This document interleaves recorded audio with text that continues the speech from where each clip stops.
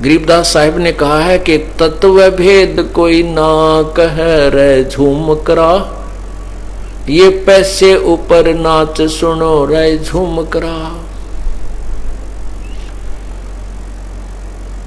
अब तत्व भेद कोई ना कहे, फिर कहते हैं कोटों मध्य कोई नहीं रे झूम करा, अरबों में कोई गर्क सुनो रे झूम करा।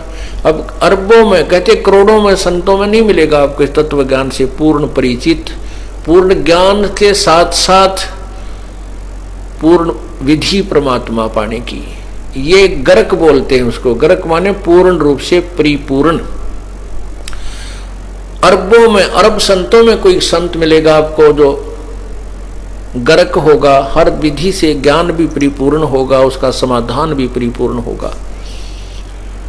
अब जैसे अरब संतों में लिखा, अरब संतों में, अरब गुरुओं में कोई एक परम संत मिलेगा, तत्वदर्शी संत गर्क मिलेगा, यानी पूर्ण परिचित मिलेगा।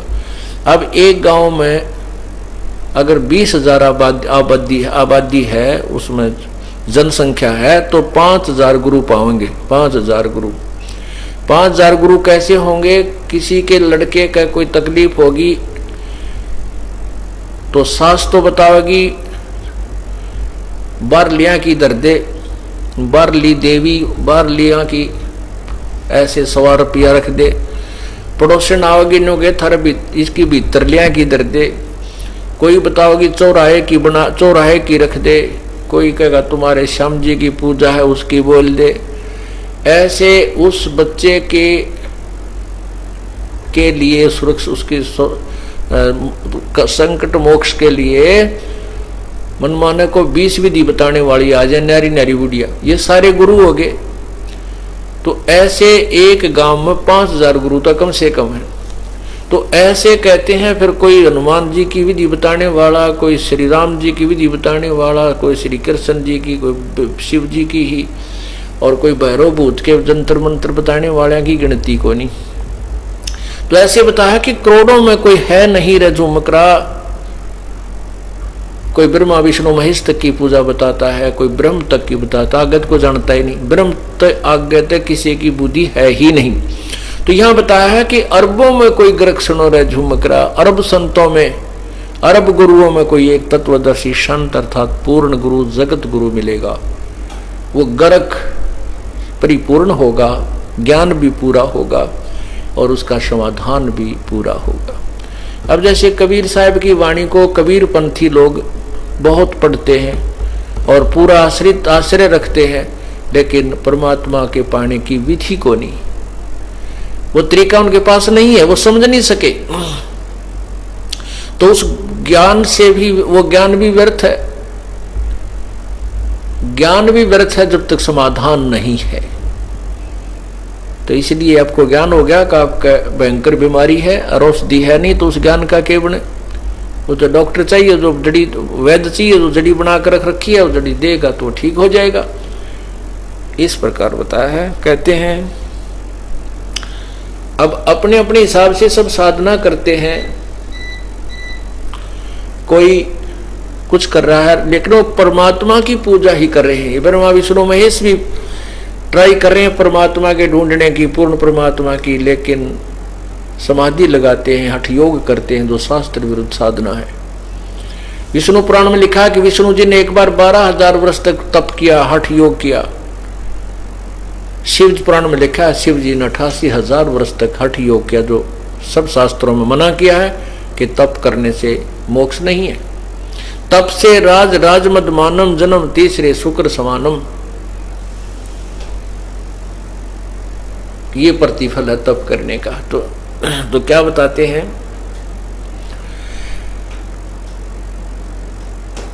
जप तप तीर्थ थोथरे जाकी क्या आशा, भाई कोट यज्ञ पुण्य दान से कट जम कटे नहीं फांसा।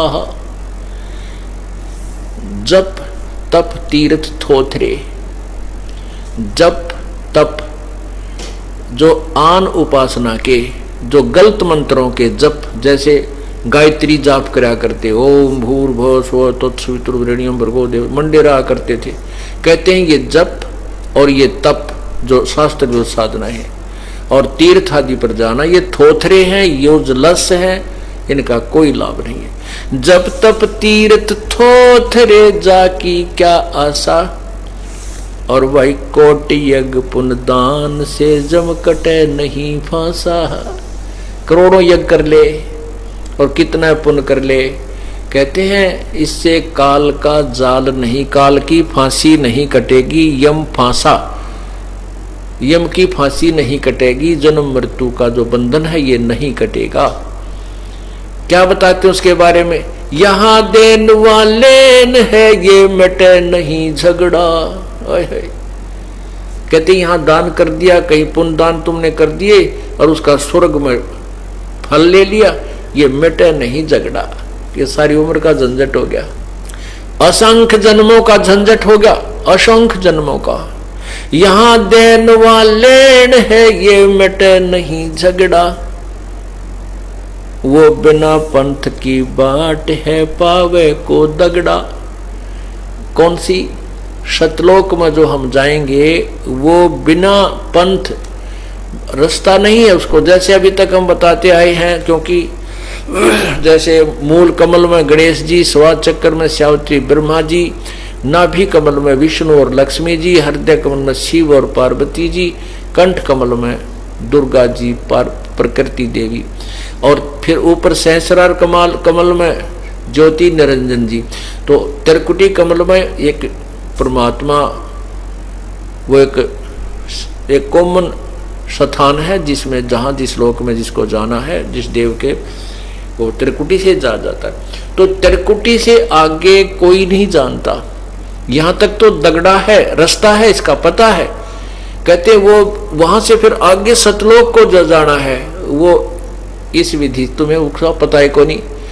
तो क्या बता रहे हैं गरीबदास साहिब जी, भगवान की महिमा बता रहे हैं कि वो बिना पंथ की बाट है, बाट माने वो सफर बगैर रास्ते का है, उसका तुम्हें ज्ञान नहीं।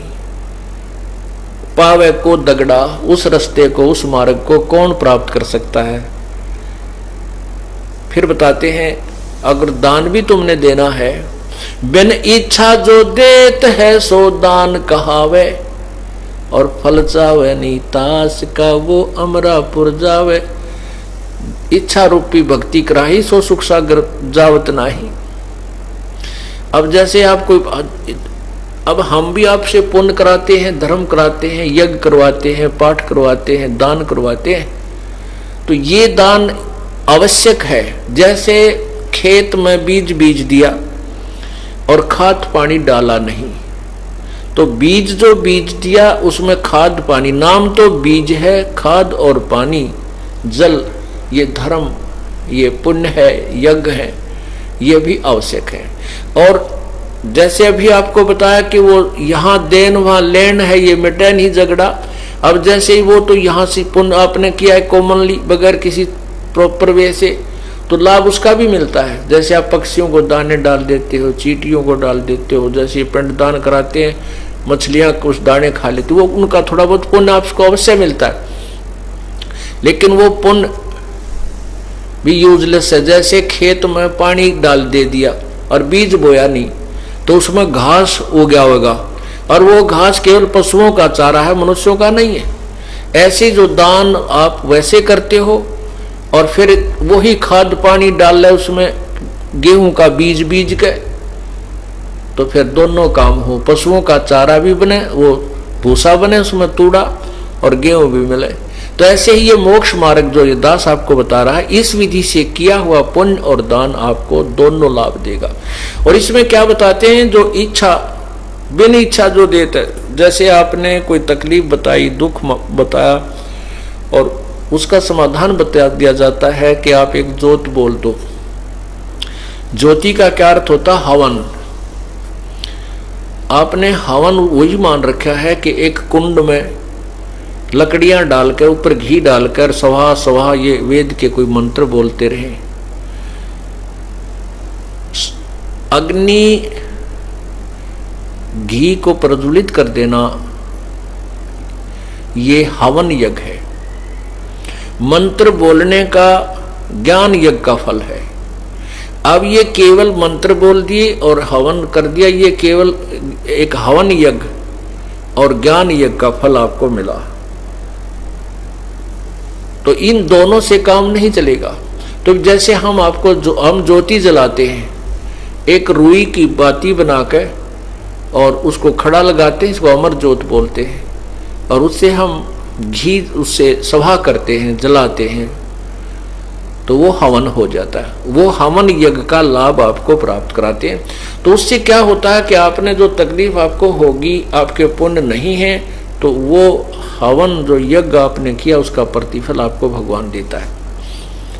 और जो आपका काम उस हवन यज्ञ के कारण होना था वो हो जाता है और आपका दान बराबर हो गया।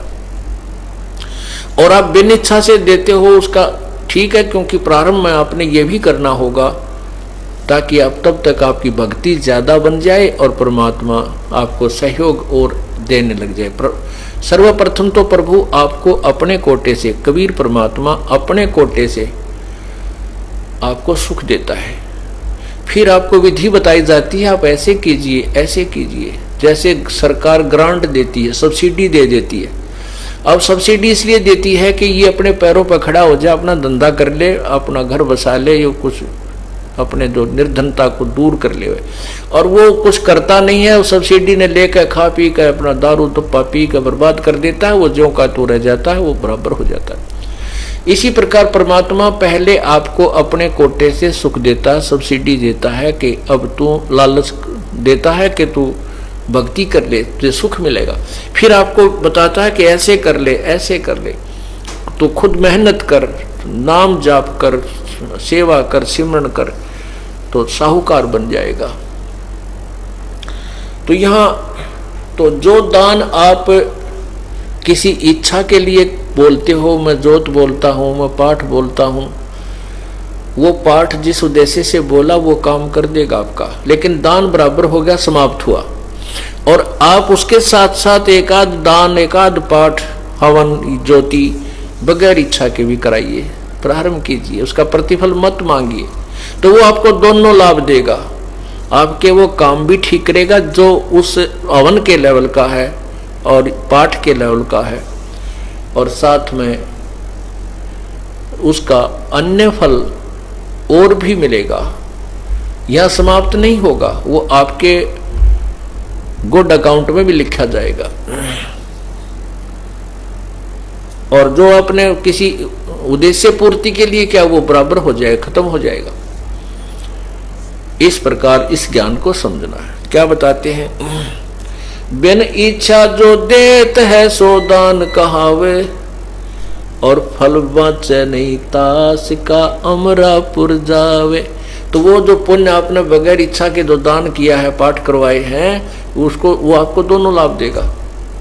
जो पाठ के लेवल का लाभ वो तो देगा ही देगा, और साथ में अमरलोक में जाने में सहयोग देगा। भक्ति में भी आपका उसका कुछ क्रेडिट जोड़ दिया जाएगा, अर्थात परलोक के लिए भी वो सेव रह जाएगा, बच जाएगा।